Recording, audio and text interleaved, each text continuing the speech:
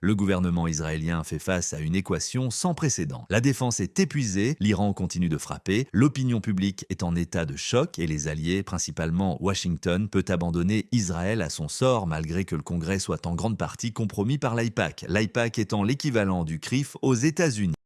La doctrine Samson, option officieusement reconnue depuis les années 1960, stipule qu'Israël peut recourir à l'arme nucléaire si son existence même est menacée. Ce n'est pas une théorie, c'est une posture stratégique explicitement conçue pour cette situation. L'état-major qui calcule des rapports de force, c'est un gouvernement qui croit jouer un rôle dans un récit beaucoup plus grand que lui. Si un tel scénario se réalise, la Russie et la Chine ne riposteront probablement pas avec une attaque nucléaire. Ils pourront se contenter de condamner fermement Israël et les États-Unis, laissant l'onde de choc moral détruire Israël de l'intérieur. Israël et les États-Unis seront piégés dans une position indéfendable. La légitimité d'Israël risque de s'effondrer en quelques jours. L'Iran gagne la guerre sans tirer une seule ogive, simplement en laissant l'opinion mondiale faire son œuvre. Libéré de toute contrainte, l'Iran pourra décupler ses frappes balistiques sur Israël. Plus d'interceptions possibles côté israélien, les stocks sont à zéro. C'est Israël qui est dans le box des accusés. Et moins de soutien américain concret, paralysé par le scandale politique intérieur et la désintégration de sa position sur la scène mondiale. Israël, qui cherchait à déclencher une conclusion définitive, se retrouve dans une guerre d'attrition sans fin, isolé, délégitimé et incapable de forcer la décision qu'il espérait. Le système financier mondial, fondé sur la confiance envers le dollar depuis 1971,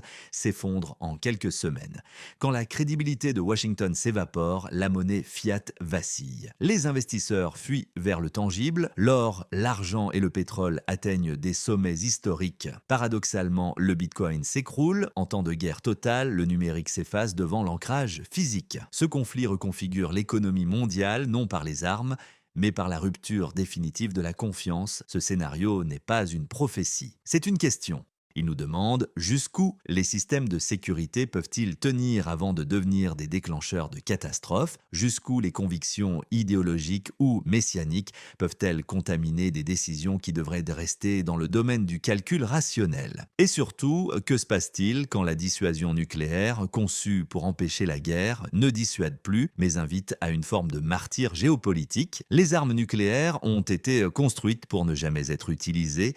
Chaque fois qu'un État s'en approche, il frappe la limite de ce que la civilisation peut absorber. Ce seuil existe et il est plus proche que nous ne le pensons. Nous expliquerons dans une prochaine vidéo les conséquences d'un tel scénario. Veuillez, en attendant, vous abonner à la chaîne pour ne rien rater. Merci et prenez soin de vous.